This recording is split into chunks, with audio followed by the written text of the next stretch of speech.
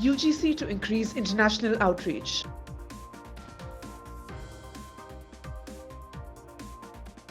Factories of education are devaluing human resources, says Chief Justice of India.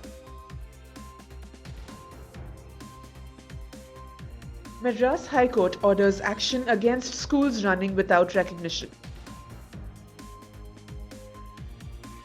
Uttar Pradesh government appoints former UGC chairman as education advisor. JNU plans to establish center to study 1947 partition.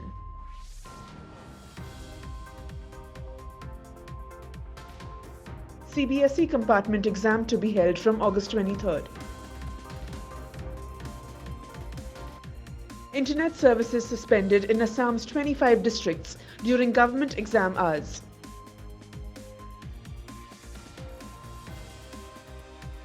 Delhi University to launch its UG admission process soon. Good afternoon and a warm welcome. You're watching Education News Network, where we get you the latest developments in education at the top of this hour. This is Nitya reporting from ENN, and the daily stories are: universities and higher education institutions across the country will now be allowed to create up to 25% supernumerary seats for foreign students in their undergraduate and postgraduate programs, as said by the UGC Chairman Jagadesh Kumar. He said there will be no entrance tests for these admissions and that the decision was taken at a meeting of the University Grants Commission held last week to discuss the internationalization of UG and PG programs in India. The supernumerary seats will be created over and above the total sanctioned strength, and the decision in this regard will be taken by concerned higher educational institutions according to specific guidelines and regulations issued by the regulatory bodies, considering the infrastructure, faculty, and other requirements. Jagadesh Kumar said Indian HEIs may admit international students based on the equivalence of entry qualification held by them.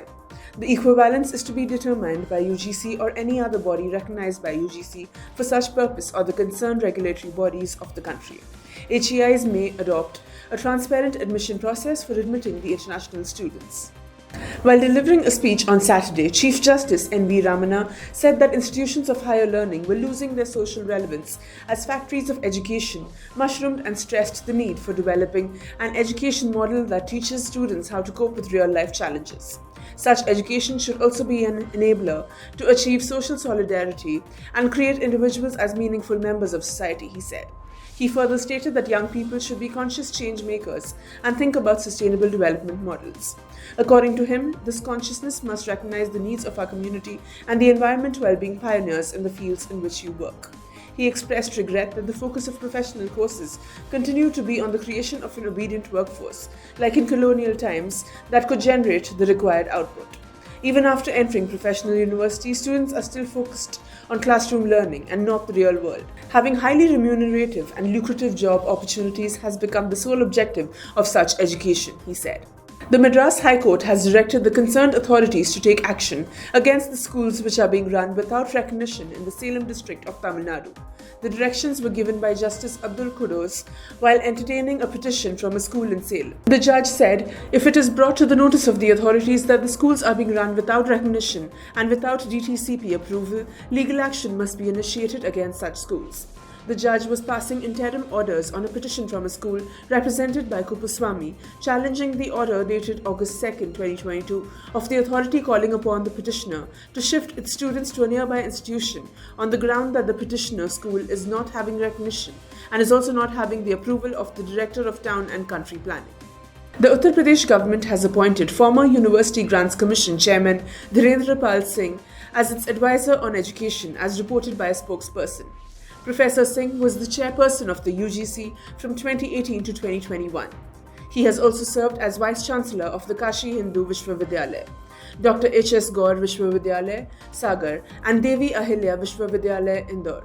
He has also worked as Director of the National Assessment and Accreditation Council. The Jawaharlal Nehru University is planning to set up a center to study the 1947 partition in depth to fill the historical gaps, said Vice-Chancellor Santashri Pandit on Sunday. The university will send a proposal in this regard to the University Grants Commission and the Ministry of Education. The center will mainly focus on research around the partition, so as to highlight the stories of common people who were affected by it, while also highlighting the horrors of the division, the Vice-Chancellor said. The university will also introduce new courses regarding the same. The center will help in the study of the refugees and the situation where people had to migrate involuntarily, said Ms. Santashri. The university is planning to set up the center under the School of International Studies because it envisions studying the impact of partition on the whole of South Asia. The Central Board of Secondary Education will conduct the compartment examination from August 23rd. Candidates can download the admit card from the official website at cbse.gov.in. The Class 10 compartment examination will take place from August 23rd to August 29th, 2022, and the Class 12 compartment examination will take place on August 23rd, 2022. The examination will be held from 10:30 a.m. to 12:30 p.m. The students will get 15 minutes to read the question paper. Mobile internet services across 25 districts of Assam were suspended for 4 hours on Sunday in order to prevent possible malpractices during written examination for Grade 4 posts of various state government departments. Besides, prohibitory orders under Section 144 have also been promulgated in the districts where the examinations are being conducted, as said by a government official. Over 14 lakh candidates are expected to appear for nearly 30,000 Grade 3 and 4 posts, with the examinations scheduled for August 21st and 28th and September 11th.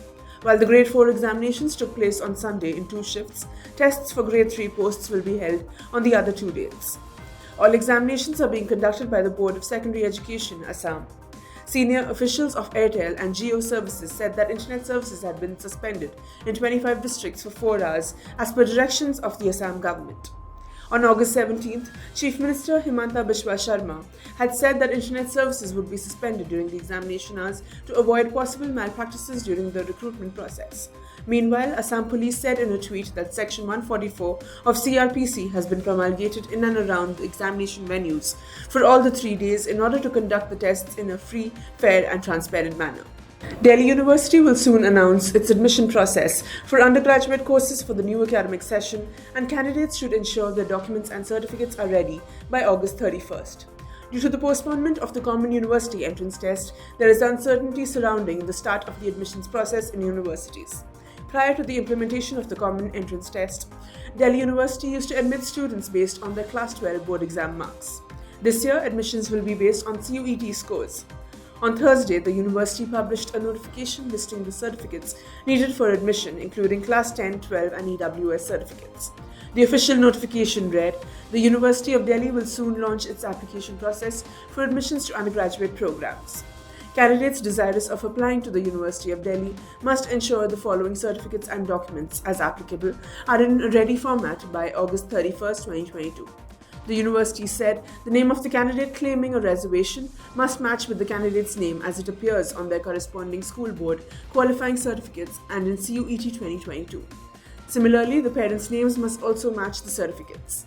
That's all for today. Thank you for watching Education News Network. For more such videos, do log on to our website, theENN.com, and don't forget to like, share, comment, and subscribe.